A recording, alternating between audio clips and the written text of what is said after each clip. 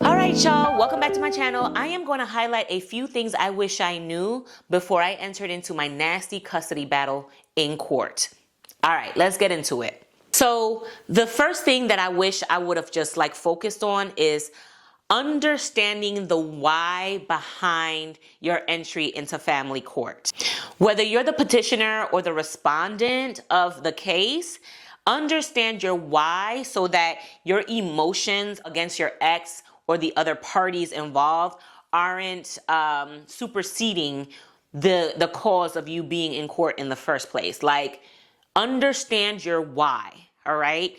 And make sure that you understand the law behind the why you're in court.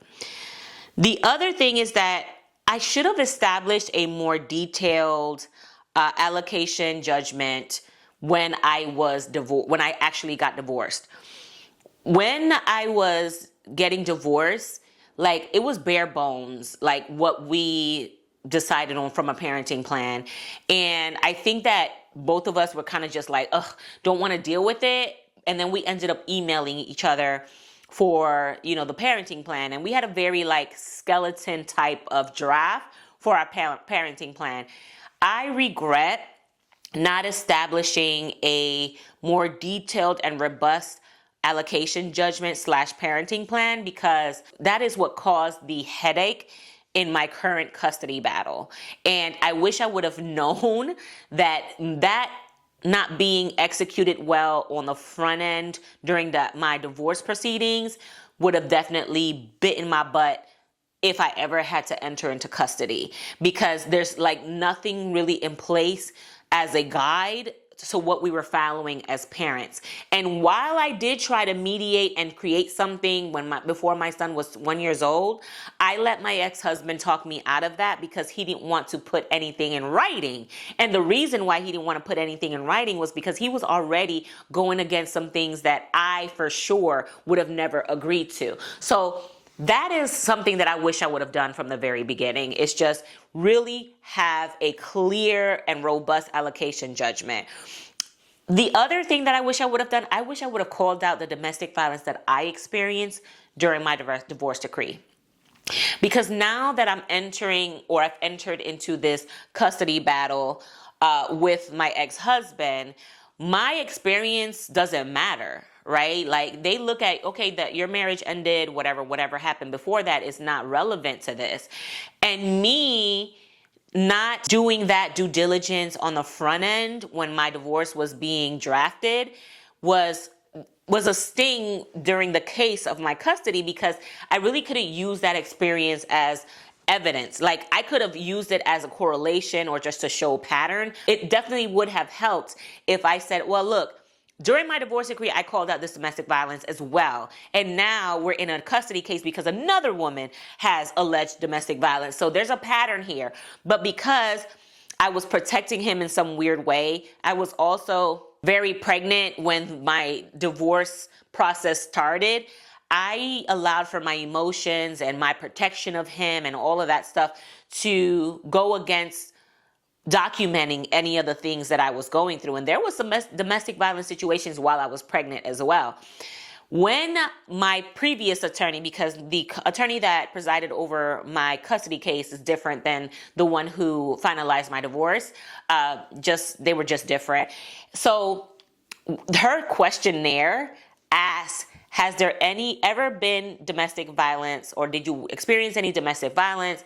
And in that questionnaire, I should have said yes. I said no, but I definitely should have said yes.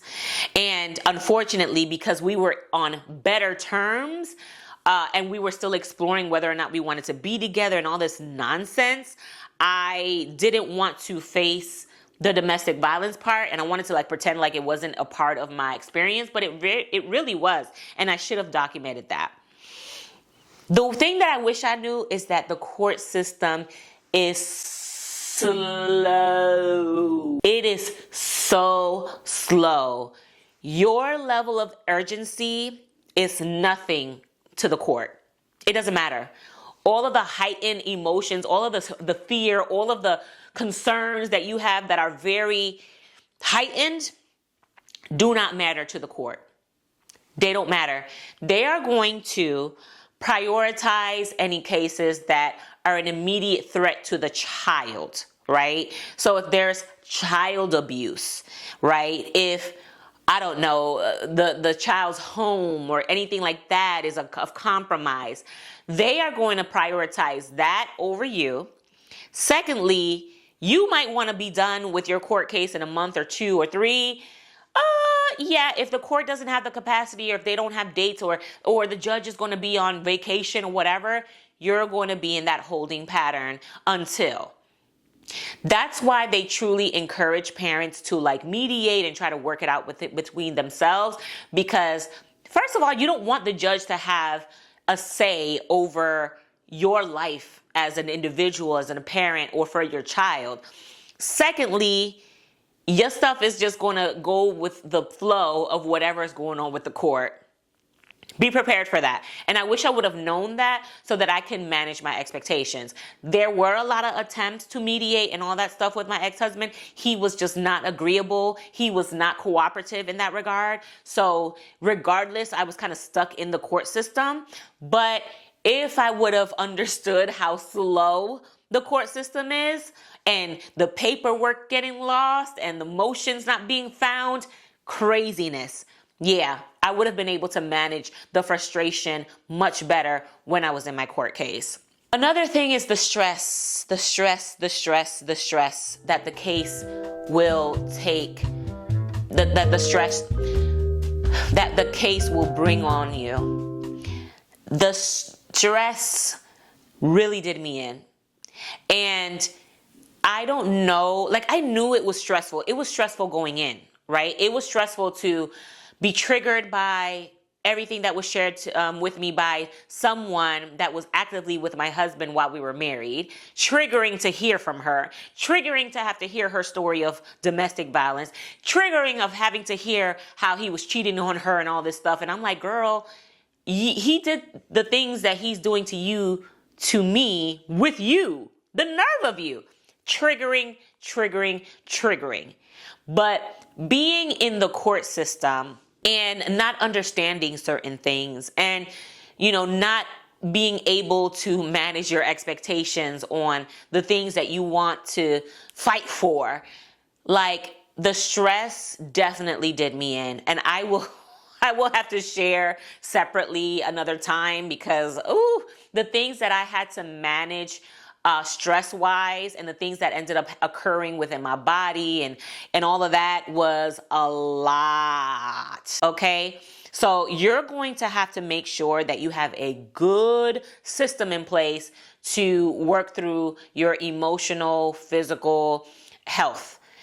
You're going to need a good tribe. You're going to need good people to support you, and you're going to need to manage the stress, because it will do you in. There will be sleepless nights. There will be like recollecting and ruminating over whatever the court proceeding or whatever the hearing or whatever the outcome is. That is all going to naturally happen. And you have to find a way to regulate your body through that. If not, you are going to shut down. And my body shut down on me. Okay? But I'll talk about that another time. I also wish that I knew that every call, every email, every correspondence, everything is billable. Everything is billable.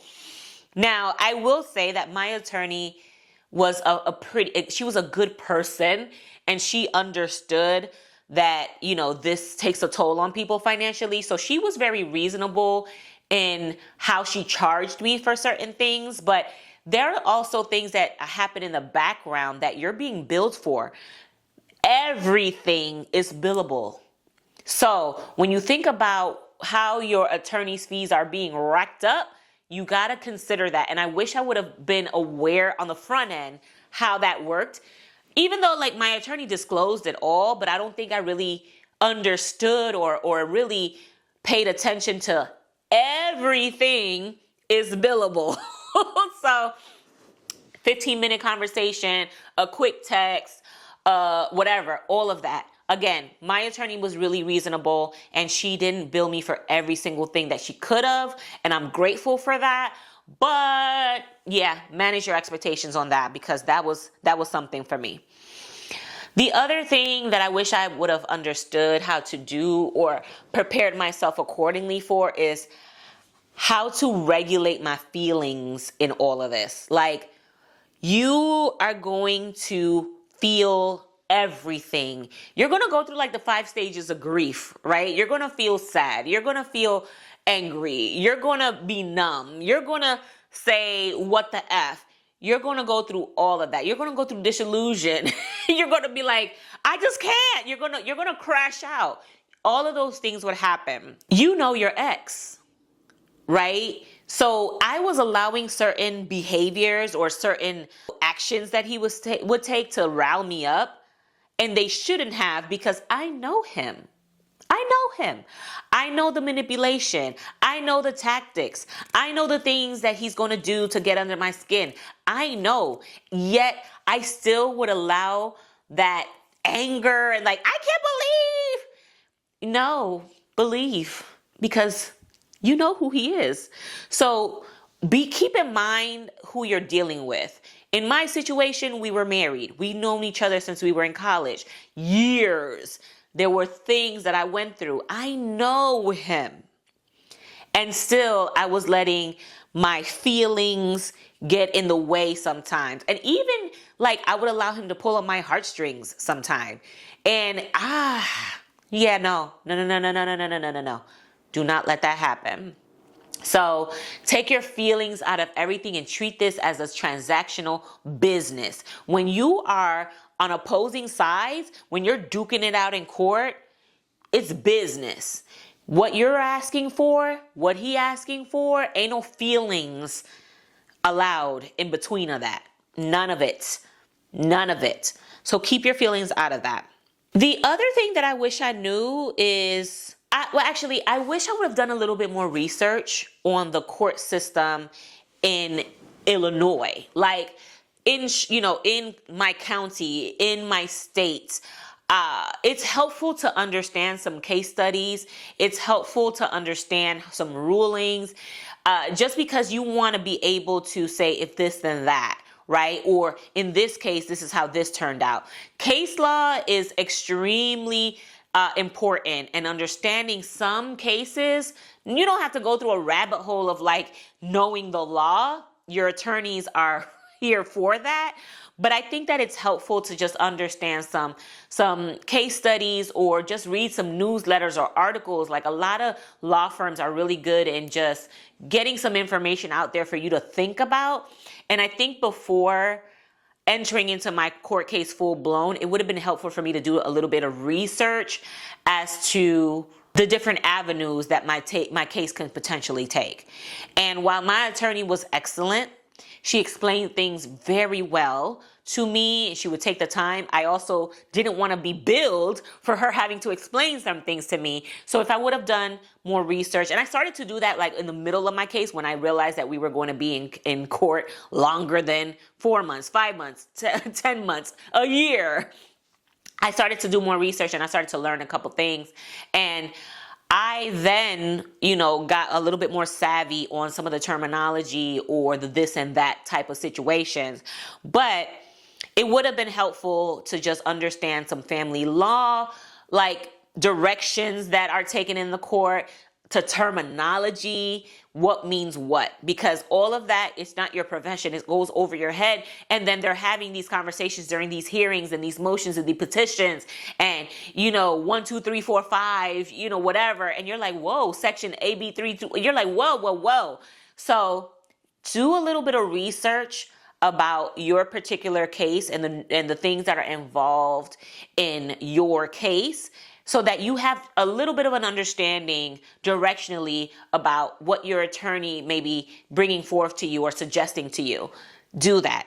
Do a little bit of research, and that'll help you out tremendously. And I would get like a dictionary, like your own dictionary of terms, like read through some of your divorce decree, read through your petitions, read through all of that. And any term that you're not familiar with, highlight it and look it up so that you can understand what that means.